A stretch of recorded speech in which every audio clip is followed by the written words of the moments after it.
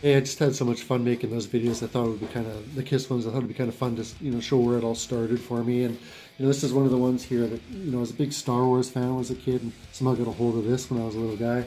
You got that on the front, and you got this. I used to listen to this album when I was a kid and play out the scenes to the movie based on what song was playing. And as it turns out, I don't believe it's even sequenced properly. So I was doing the best I could with what I had. I have all my little Star Wars toys and whatever. I had all the action figures. And my mom made me this plate when I was a little kid. Paid off that a few times, and I was like, no, we got to save that. Here it is. That was all those years later, 1980, and it's still looking good. But yeah, quickly moved on from that. Then I happened to see this in my dad's record collection, and this is what changed everything for me right there, guys. Put that on. Okay, well, that's kind of weird. It's got like three dudes coming out of one dude. I didn't know what psychedelic meant, but it looked pretty cool. On the back, they looked like some crazy fucked up cowboys on there, all smoking and shit. So okay, that's pretty cool. So we put that on, and yeah, mind blown. Purple Haze was the first thing I heard. That riff, holy crap! And then Fire, the drums and the drums. I mean, I didn't even really know. I heard drums before, but the way that guy's playing the drums in there, and you had All Along the Watchtower and Stone Free. Pretty cool stuff, man. I saw these in my dad's record collection. First, some Black Sabbath. Heard those. But back in the day, those didn't have as much an impact on me as the Hendrix one did. And I bought this. This was mine. I bought that when it came out. Rolling Stones, Tattoo You. Then you got Start Me Up, Hang Fire, Little TNA. I had no idea what Little TNA meant.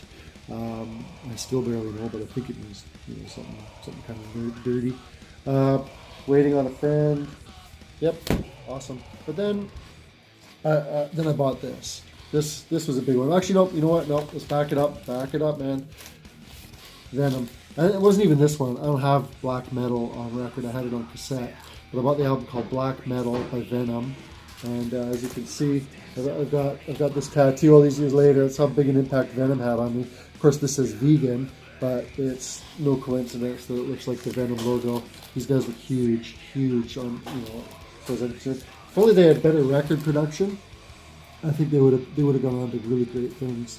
Just the records, they sounded like crap. Let's just be honest. They were all muddy and just sounded like they're just and they could have used a better drummer. I'm not trying to bag on the guy, but I always thought the drumming was weak.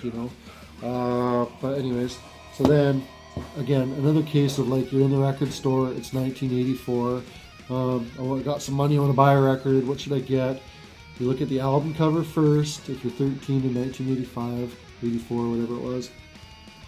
You look at the record cover, okay, that looks pretty evil. Then you flip it around and you look at the songs, and then you see this, you go, side 6 and side 6. Put it together, what do you have? 666. And that was pretty edgy stuff in 1984. So you got Evil Has No Boundaries, Fight Till Death, Black Magic, Show No Mercy. Then you got these guys all looking crazy and stuff, So that's been in my record collection since 1984, and changed my life more than any other album.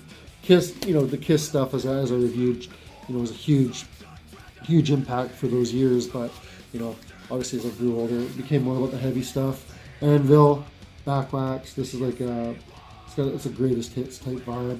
Metal on Metal being the big track on here. There's some pretty good tracks in here too.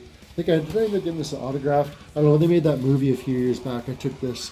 I think I meant to take it to the concert, and I was like, yeah, it's not worth getting thrashed, because I wanted to get them autographed. Because I ended up, they're just hanging. Back in there, as much as the movie that they put out in 2010 had a big impact on them or whatever, they were still just walking around in the crowd with you. They weren't like superstars like Eddie Van Halen walking around in there and everyone's gonna mob them. People were having selfies with them and drinking a beer with them, but they were really good guys, man. They were just before the show, we're all in line and they all stopped to take pictures, and they were good dudes, man. Rob Reiner and Lips.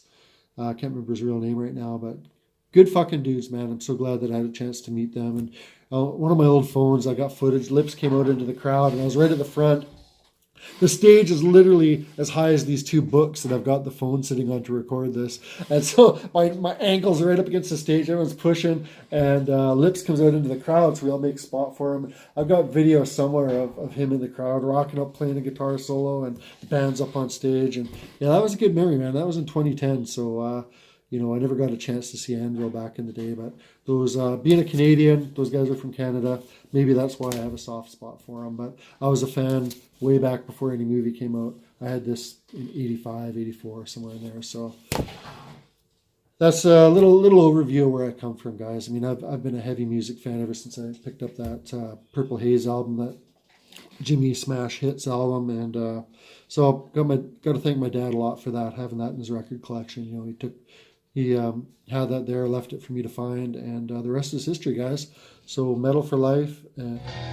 Hey, I just realized I need to add this on. There's no way I can make this video without pointing out that somewhere in between the Star Wars and the Jimi Hendrix, those two albums, somewhere between Jimi Hendrix, Smash Hits, and the other albums that I listed in that video, was AC/DC, man. I'll tell you what, hearing these songs, Overdose being one of the ones that really stands out, by AC/DC, being just a little kid. You know, I spent a lot of time alone in difficult circumstances as a kid, and my parents were awesome, and they bought me Ghetto Blaster and a bunch of cassettes, but two that stand out: Let There Be Rock by AC/DC and Dirty Deeds Done Dirt Cheap by AC/DC. I was just a little guy and listening to these songs and put the headphones on at night, and I don't even have headphones actually, to be honest with you, but put it right by my ear and listening to these songs, you know, when I'm supposed to be sleeping. And I didn't know what an overdose was, but sounded badass, and I'll tell you what, great album. So AC/DC definitely kickstarted the whole thing for me. You know, maybe one day I'll break down a list of AC/DC songs or something. So, all right, guys, fuck yeah, I just wanted to add that in. Thanks. Have a great day.